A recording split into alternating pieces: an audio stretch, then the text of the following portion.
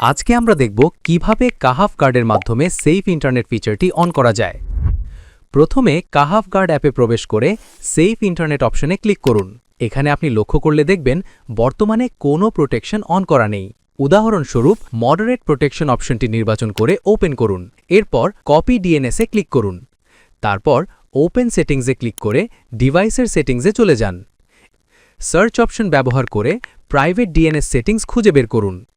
এখানে আপনি custom DNS বা স্পেসিফিক ডিএনএস অপশন দেখতে পাবেন। কাহাফ গার্ড থেকে কপি করে আনা ডিএনএসটি এখানে পেস্ট করুন এবং সেভ করে দিন। এরপর পুনরায় কাহাফ গার্ড অ্যাপে ফিরে আসুন। এখন আপনি দেখতে পাবেন যে মডারেট প্রোটেকশন সফলভাবে চালু হয়েছে।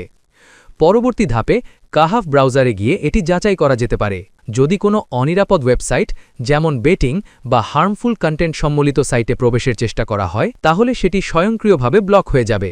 উদাহরণস্বরূপ, যদি আমরা 365.com অ্যাক্সেস করার চেষ্টা করি, তাহলে দেখা যাবে যে কাহাফ গার্ড ডিএনএস সেটি ব্লক করেছে।